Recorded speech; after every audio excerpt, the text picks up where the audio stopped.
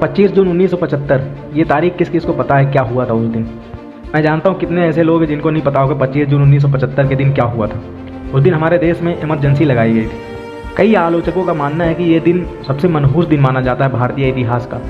सबके मन में सबसे पहला सवाल यही आता है कि इमरजेंसी क्यों लगाई गई थी, उस दौरान हमारे देश में ऐसा क्या हो रहा था कि इमरजेंसी लगाना ज़रूरी था।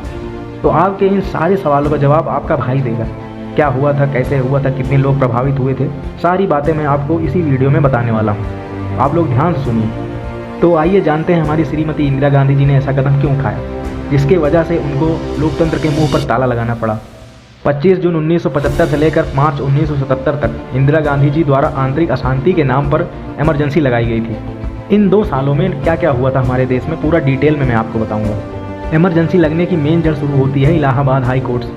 इलाहाबाद हाई कोर्ट ने इंदिरा गांधी जी के 1971 के चुनाव को अवैध ठहरा दिया था, जिसके कारण उनकी प्रधानमंत्री की कुर्सी खतरे में आ गई थी। तो दूसरा मेन कारण था जयप्रकाश नारायण का आंदोलन।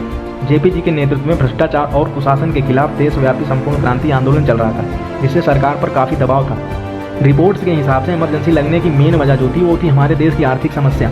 हमारे देश की आर्थिक समस्या बहुत खराब थी। हमारे देश में बेरोजगारी, महंगाई, खाद्यान्न की कमी जैसी बहुत सारी आर्थिक समस्याएं थी, जिसके कारण जनता में असंतोष और विरोध बढ़ रहा था। दूसरी मेन वजह यह बताई जाती है कि इंदिरा गांधी जी ने अपनी राजनीतिक सत्ता बचाने के लिए यह कदम उठाया था। अब ये कहाँ तक सही है, कहाँ तक गलत है, मुझे नहीं पता। मैंने जो पढ़ा मैं वही बता रहा हूँ आप सबको। इमरजेंसी लगने के मुख्य कारण जो थे वो मैंने आपको बता दिया कि इमरजेंसी क्यों लगाई गई थी। अब इमरजेंसी लगने के बाद क्या हुआ था वो आगे जानेंगे हम।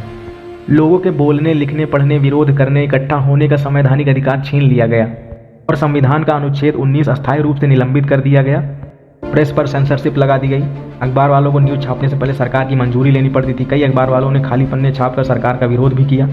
उसके बाद विपक्षी नेताओं की गिरफ्तारी की गई, जिसमें मुख्य थे अटल बिहारी वाजपेयी, लाल कृष्ण आडवाणी, जयप्रकाश नारायण, मोरारजी देसाई समेत हजारों कार्यकर्ताओं और नेताओं को जेल में डाल दिया गया।